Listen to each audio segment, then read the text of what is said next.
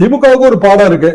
என்ன பாடம் அப்படின்னா, கண்டிப்பாக அவர்கள் இன்னும் முனைப்பு காட்டல என்றால் அடுத்த தேர்தல் டஃபா தான் இருக்கும். அவங்க நினைக்கிற மாதிரி கேக் வாக்கா இருக்காது. 200 தொகுதி இலக்கு என்று முதலமைச்சர் சொல்றாரு. இலக்கு நிர்ணயிப்பது என்பது கட்சிகளின் உரிமைதான்.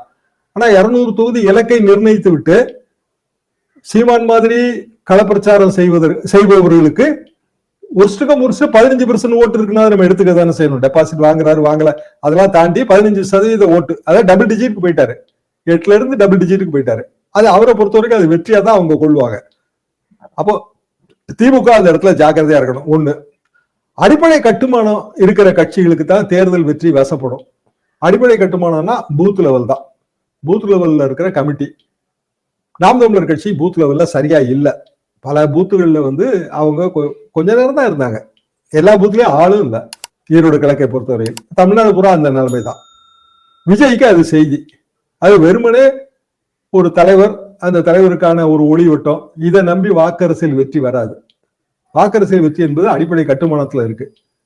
நாம் தமிழர் கட்சி ஏதோ ஒரு கொஞ்சம் கட்டுமானமாவது உள்ள கட்சி.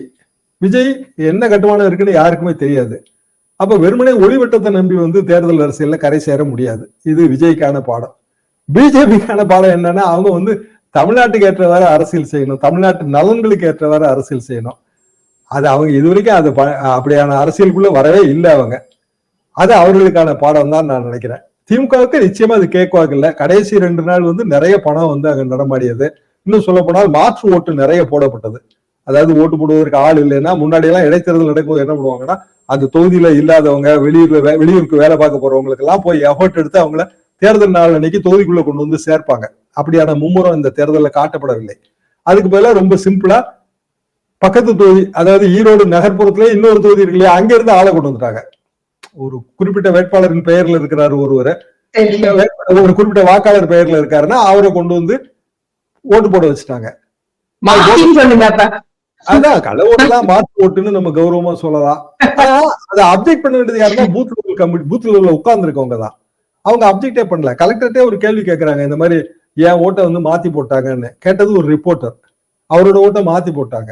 கலெக்டர் சொன்ன பதில் என்னன்னா, அப்படி ஓட்டு போடும்போது பூத் லெவல்ல இருக்கவங்க யாருமே அப்ஜெக்ட் பண்ணல, அதனால அது ஓட்டு பதிவாயிடுச்சு, நீங்க டெண்டர் ஓட்டு போட்டுருங்கன்னு சொல்லி அவர் கலெக்டர் கலந்து போயிட்டாரு.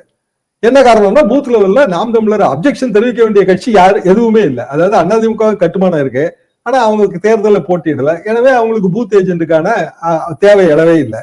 நாம் தமிழருக்கு பூத் ஏஜென்ட் இல்லை. அப்போ பூத் லெவல்ல அப்ஜெக்ஷனே யாருமே தெரிவிக்கல அப்படின்னா, அது மனம் போல போக்கில் அந்த பூத் செயல்பட ஆரம்பிச்சிடும்.